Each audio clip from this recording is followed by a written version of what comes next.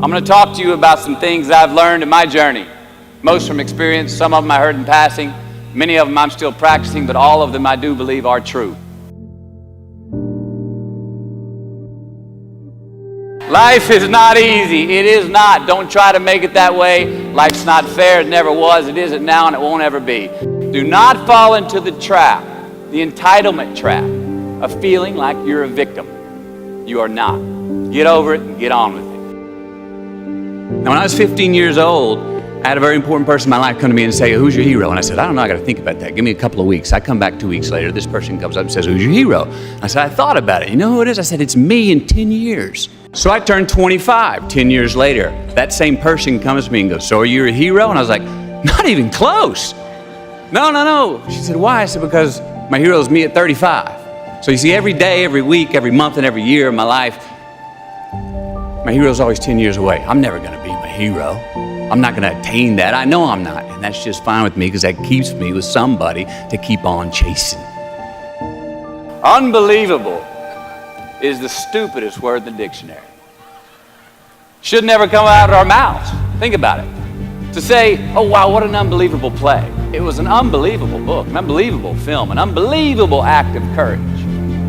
It may be spectacular, it may be phenomenal, most excellent or outstanding, but unbelievable?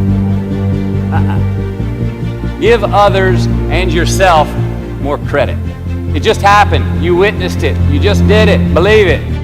Happiness is an emotional response to an outcome. If I win, I will be happy. If I don't, I won't. It's an if-then, cause and effect, quid pro quo standard that we cannot sustain because we immediately raise it every time we attain it. See, happiness demands a certain outcome. It is result reliant. And I say, if happiness is what you're after, then you're going to be let down frequently. You're going to be unhappy much of your time. Joy, though. Joy is a different thing. It's something else. Joy is not a choice. It's not a response to some result. It's a constant. Joy is the feeling that we have from doing what we are fashioned to do, no matter the outcome.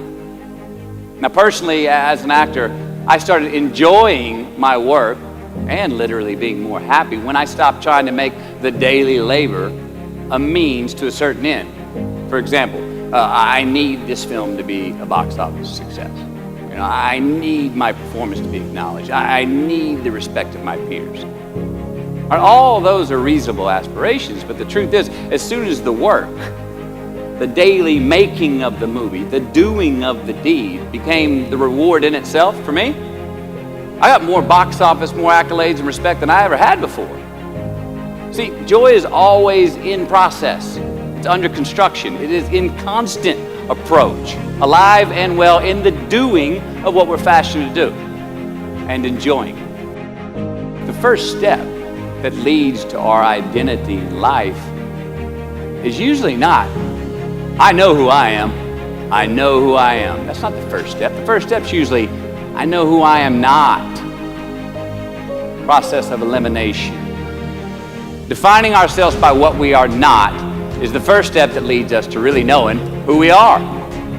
Knowing who we are is hard. It's hard. Give yourself a break. Eliminate who you are not first, and you're going to find yourself where you need to be. Define success for yourself.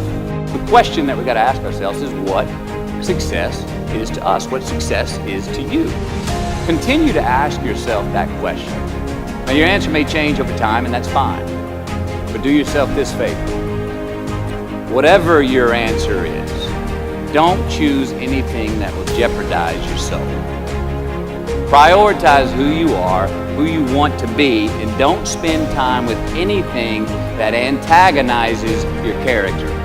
Life is not a popularity contest. Be brave, take the hill, but first answer that question, what's my hill? All right, life's a verb.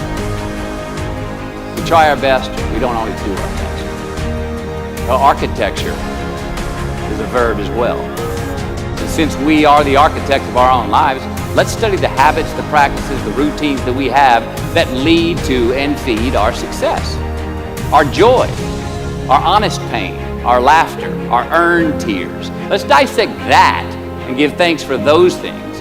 And when we do that, guess what happens? We get better at them. And we have more to dissect. We're going to make mistakes. You got to own them. Then you got to make amends. And then you got to move on. Guilt and regret kills many a man before their time. So turn the page, get off the ride. You are the author of the book of your life. Turn that page.